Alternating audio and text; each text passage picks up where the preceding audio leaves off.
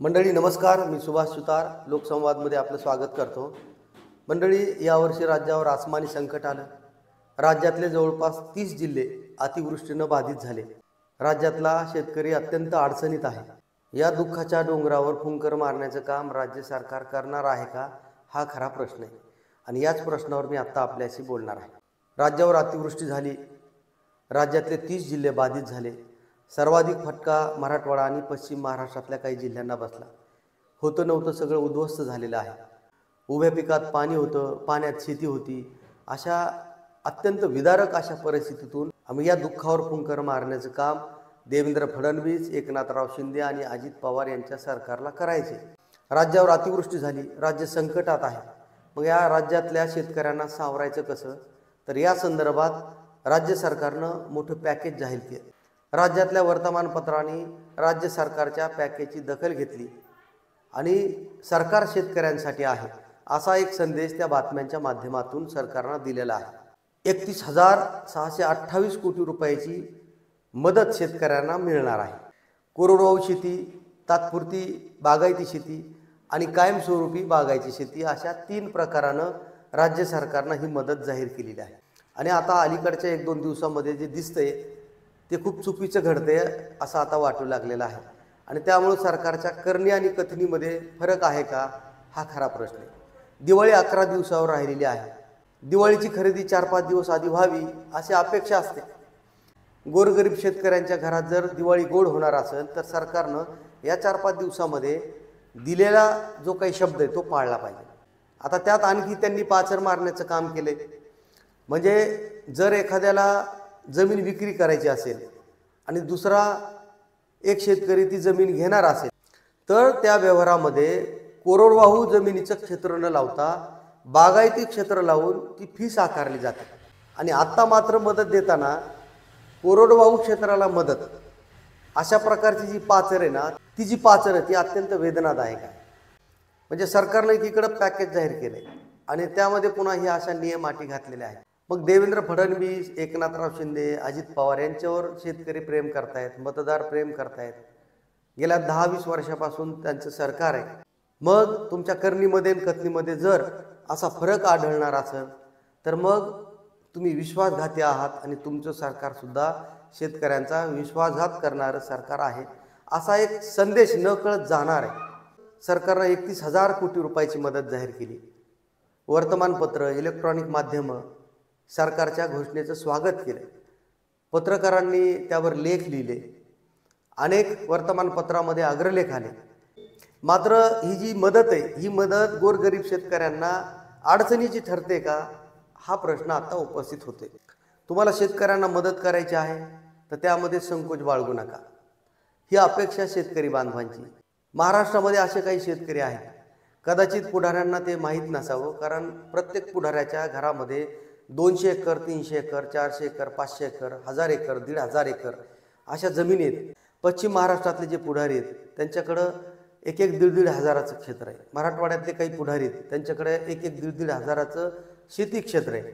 पण महाराष्ट्रामध्ये 1 acre, 1.5 acre, 2 एकरवाला शेतकरी जो अल्पभूधारक आहे, मग त्याला जर तुम्ही 18,500 रुपये देणार आहेत तर मग 1 एकर आणि 1.5 एकर, ज्याला 1 हेक्टर सुद्धा जमीन नाही, अशा शेतकऱ्यांना 10-12 हजार रुपये मिळतील आणि त्यातही तुम्ही कंजूसीपणा करतायत।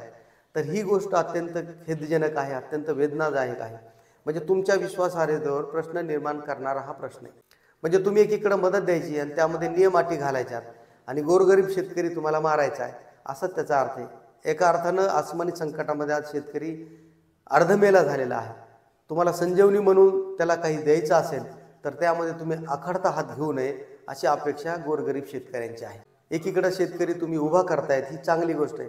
मात्र ती करत असताना तुम्ही नियमांचे बांध आडवे घालणार असाल मग हे सरकार विश्वासघातकी आहे असा एक संदेश नक्की जाईल। सरकारनं निश्चित काही गोष्टी चांगल्या केल्यात। म्हणजे NDRFचे जे निकष आहेत त्या निकषाच्या पलीकडे सरकार गेले। निकषापेक्षा अधिक मदत देण्याचं सरकारचं धोरण आहे। त्यासाठी त्यांनी 10 कोटी रुपये अतिरिक्त शेतकऱ्यांच्या खात्यात जमा करण्याचं धोरण ठेवले। आता ते कोरडवाहू शेतीसाठी 18,500 रुपये देणार आहेत, हंगामी बागायतीसाठी ते 27,000 रुपये देणार आहेत आणि बागायती शेतीसाठी 32,500 रुपये देणार आहेत। ज्या गोरगरीब शेतकऱ्यांकडे 1 एकर जमीन आहे, 2 एकर आहे, 2.5 एकर आहे, म्हणजे 1 हेक्टर क्षेत्र आहे त्यांचं. मग हे 1 हेक्टर क्षेत्र जर तुम्ही कोरडवाहू लावलं, वास्तविक पाहता 1 हेक्टरी क्षेत्र हे बागायती आहे. मग ते हंगामी बागायती असेल किंवा बागायती असेल, परंतु सरसकट त्या क्षेत्राला कोरडवाहू शेती म्हणून तुम्ही जर त्याची नोंद घेणार असाल तर मग त्याला 32,500 मिळणार नाहीत आणि 27,000 रुपये मिळणार नाहीत. मग त्याला मिळतील ते 18,500 प्रमाणे, म्हणजे त्याला ते मिळतील फक्त 10,000, 12,000, 13,000 रुपये. आणि 10,000, 12,000, 13,000 रुपये तुम्ही अल्पभूधारक शेतकऱ्यांना देणार असाल तर मग तुमच्या नियतीमध्येच खोट आहे. म्हणजे नियत में खतरा आणि झोली में फतरा असं जर फडणवीस सरकारची भूमिका असेल तर ती चुकीची. मग गोरगरीब जे शेतकरी ते अल्पभूधारक आहेत. आता समजा मराठवाड्यात बीड जिल्ह्यातल्या गेवराईमध्ये 1 लाख शेतकऱ्यांचं खाते, त्यातले 50,000 शेतकरी हे अल्पभूधारक आहेत. मग या 50,000 शेतकऱ्यांच्या घरात दिवाळी होणार आहे की अंधार होणार आहे, हे सरकारनं प्रशासनानं पाहिलं पाहिजे.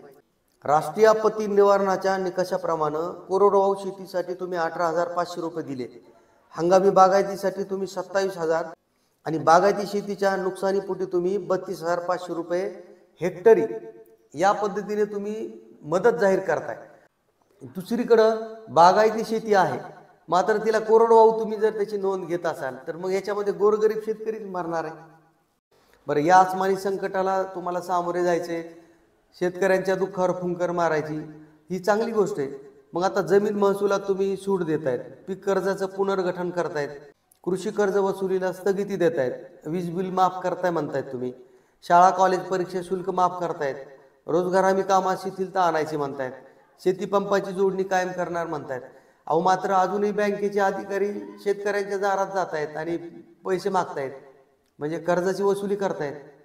आज शेतकऱ्यांच्या घरामध्ये पाणी आहे, त्यांची चूल विझलेली आहे, संसार उघड्यावर पडलेला आहे आणि मग तुम्ही दुष्काळी सवलती लागू करतायत आणि प्रशासन शेतकऱ्याच्या दारात जाऊन म्हणते पैसे द्या, पीक कर्ज घेतले तुम्ही.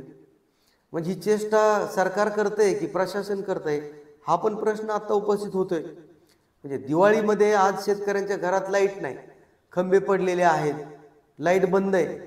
म्हणजे दिवा पेटवायला रॉकेल नाही. आज केंद्र सरकारनं रॉकेल बंद केलेलं आहे. गोड तेलाचे दिवे लावायचे तर गोड तेल 300-400 रुपये लिटर आहे. म्हणजे शेतकऱ्यांनी करायचं काय? सरकारनं पोटावर मारू नये, पाठीवर मारावं. फडणवीस सरकारनं राज्यावर आलेल्या अतिवृष्टीच्या संकटाला सामोरे जायचं ठरवलं. त्यांनी शिवारावर पॅकेज वृष्टी केली. 31,628 कोटी रुपये आपण शेतकऱ्यांसाठी देतो आहोत. म्हणजे एका अर्थानं छप्पर फाडके सरकारनं दिलं, अशीच जनभावना आहे, अशी शेतकऱ्यांची मानसिकता आहे. शेतकरी आनंदित आहे. म्हणजे दुःखातही कसं उभं राहायचं हे शेतकऱ्यांना कोणी सांगायची गरज नाही. परंतु टी जॉर्ज नावाचे एक पत्रकार होते, त्यांचं 3 ऑक्टोबर 2025 रोजी निधन झालं. ते 90 वर्षाचे होते. इंडियन एक्सप्रेस सारख्या वर्तमानपत्रात ते लिहित असत. एक सामान्यांचा आवाज बनून ते लिहित होते.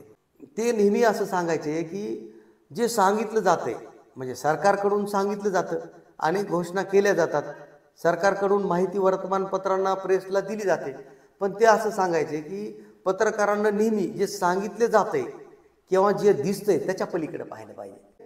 कोणत्याही पत्रकारानं, विशेषतः ग्रामीण भागातल्या पत्रकारानं त्या बातमीच्या पलीकडे पाहावं, सरकार सांगतंय त्याच्या पलीकडे पाहावं, जे दिसतंय त्या पलीकडे पाहावं, असं टी जॉर्ज हे सांगून गेले.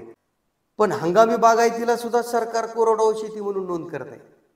हा जो वेडेपणा आहे, हा वेडेपणा सरकारने करू नये. स्वतःच्या स्वार्थासाठी 10-5 रुपये तुमचे यातून वाचणार आहेत. म्हणजे तुम्ही हंगामी बागायतीला कोरडवाहू शेती जर म्हणलं तर यातून तुमचे 10-5 रुपये वाचतील.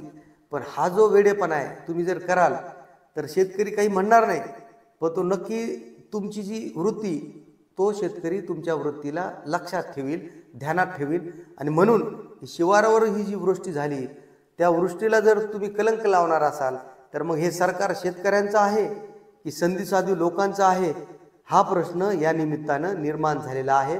आणि यावर आता सरकारनं विचार करावा. लोकसंवाद बीड.